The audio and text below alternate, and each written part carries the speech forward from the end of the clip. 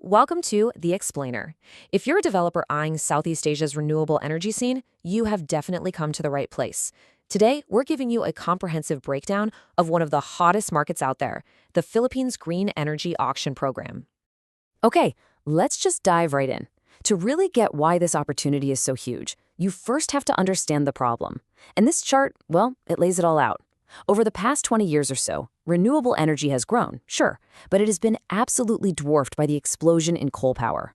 We're talking a staggering 431% increase. That has created a massive energy gap and a really powerful reason for a big change. And that reason for change has a number attached to it, 35%. The Philippine government has set this incredibly ambitious goal to flip the script and push renewables to a 35% share of the entire power mix by 2030. And let me tell you, that's not just some number on a government report. That is a massive, flashing green light for developers and investors. So, how are they going to make that 35% happen? Well, their main weapon in this fight is the Green Energy Auction Program, or GEAP. You can think of it as the engine room of the country's clean energy transition. It's a competitive system designed to bring in developers just like you, and that's exactly what we're going to pull apart for you piece by piece right here. So here's our game plan. We're going to walk you through the whole journey. We'll start with the opportunity, introduce you to the key agencies you'll need to know, cover the nitty-gritty of qualifying and bidding, show you how you lock in that 20-year paycheck, and finally, we'll take a hard look at the risks you've got to watch out for. All right, first things first. What exactly makes the Philippines such a hot ticket for renewables right now? Why is everyone calling this a gold rush? It's really a perfect storm of positive factors. You've got these aggressive government targets creating huge demand. But the real game changer was a 2022 law that threw the doors wide open to 100% foreign ownership of renewable projects. That single policy shift has just unleashed a flood of international capital. We're already seeing nearly 18 gigawatts of new contracts. And tying it all together is GEAP, which gives you that clear, predictable path to securing the long-term, bankable contracts that financiers absolutely love to see. Okay, before you even think about crunching the numbers for a bid, you have absolutely got to know who's who in the zoo. Seriously, understanding the players and what they do is step number one to successfully navigating this whole process. This table gives you the bird's eye view. Think of these 5 entities as the gatekeepers of the whole system. You've got the DOE setting the policy, the ERC setting the price, Transco handling the payments, NGCP managing the grid, and IMOP running the market. Let's zoom in on the ones you'll be dealing with the most. First up, the Department of Energy, or DOE. Think of them as the architects of the entire program. They're the ones who decide how much power is needed in each auction, they write the official rulebook, the terms of reference, and they run the auction itself. If you win, they're the ones who hand you that all-important certificate of award. Now, this is where it gets really interesting. The ERC is the economic regulator. They're responsible for setting the maximum price you can possibly bid, which is called the gear price. And they don't just pull this number out of thin air. They use a pretty complex financial model to make sure the price is fair for consumers, but also profitable enough for you, the developer.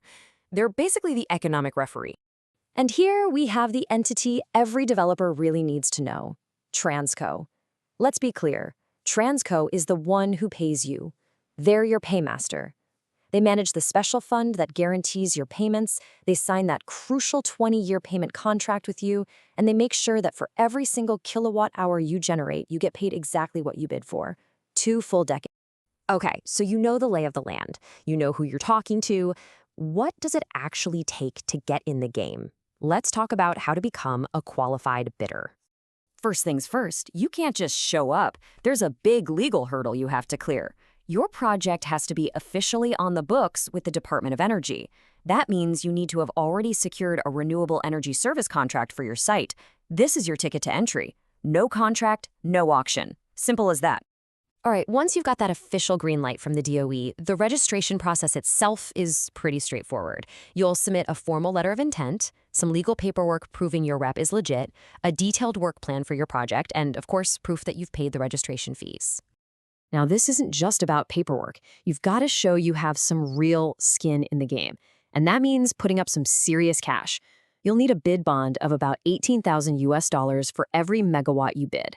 And if you win, you post a performance bond. Now, this is huge. This used to be a steep 20% of the project cost, but they've recently slashed it to a much more manageable 5%. And that is a massive deal, making project financing way, way easier. All right, deep breaths. You're in, you're qualified, you're financed, you are at the table. This is the main event. Let's talk about how you actually win this thing. To play this game, you need to know two acronyms like the back of your hand: GEAR and GET. GEAR is the price ceiling set by the regulator. Think of it as the speed limit. Your bid cannot go 1 cent over it. GET, on the other hand, is the green energy tariff. That's your price. If you win, that is the exact price you will get paid for the next 20 years. So how does it work? It's a reverse auction, pure and simple. Lowest price wins. All the bids come in electronically and get ranked from cheapest to most expensive. The committee just starts at the bottom with the lowest bid and keeps accepting offers, moving up the price list until, boom, they've bought all the megawatts they need for that auction. And this isn't some abstract process. Here's what a real auction timeline looks like. It's not a one-day thing, as you can see. It unfolds over several months. Registration kicks off around June. The big auction day is in September. You find out if you won in October, and you get that official award certificate in your hands by January. It's a clear, predictable schedule you can plan around. You won! Pop the champagne! But hold on, the work isn't over yet. Now comes the really important part, locking it all down and securing that 20-year payoff. And the bedrock of your entire project, the single document that makes it all possible, is this: the Renewable Energy Payment Agreement, or REPA. It's a standard, non-negotiable 20-year contract you sign with Transco. And this beautiful piece of paper is what gives you the long-term revenue certainty you need to make your project bankable. But wait, you might be asking, who's actually paying for this? Where does the cash come from? It comes from something called the GEAP Fund. It's basically a secure pot of money managed by Transco that's collected from a tiny charge on every single electricity bill in the country. This creates a protected payment stream just for projects like yours. And we're not talking about some vague future fund. The number is already on the books. The regulator has approved the charge. It's less than 4 centavos per kilowatt hour, and it's set to start showing up on bills in January 2026. This creates a super transparent and, more importantly, predictable stream of cash to make sure you get paid on time every time. Okay, the REPA is the big one, but it's not the only piece of paper you'll be signing. You also have a series of technical contracts to execute, mostly with the grid operator and GCP. These cover your physical connection, your use of the power lines, and your metering. Think of them as the technical handshakes you need to make to get your power flowing. All right, we've painted a pretty rosy picture so far, haven't we? But let's get real. To give you the full story, we have to talk about the hurdles, the headaches, and the very real risks that you will face on the ground. This quote right here, it hits the nail on the head. This is probably the single biggest challenge for developers in the Philippines. Basically, the folks running the auction are moving a lot faster than the folks building the power lines to connect the new plants.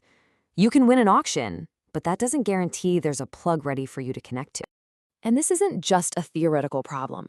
It has real, painful consequences. Just look at this table. We are talking about nearly 18,000 megawatts of potential clean energy gone. Poof. These were 163 projects that won contracts, but for various reasons, including these delays, could never actually get built and had their contracts terminated. So what's the bottom line for you? You have to go into this with your eyes wide open. You need to plan for grid delays. You need to brace for a permitting process that can take 3 to 5 years. And if those delays push you past your deadline, plus the 1-year grace period, well, the penalty is brutal. You lose your entire 5% performance bond, and your hard-won auction award gets torn up. Which brings us to the billion-dollar question, doesn't it? The GEAP auction system works. There's no doubt about it. It could attract massive investment. But its ultimate success, and the success of every developer who participates, will hinge on whether the country's physical grid and its bureaucracy can evolve fast enough to actually build and connect all the amazing projects that it awards. That is the challenge and the opportunity that defines the Philippine renewable energy market today.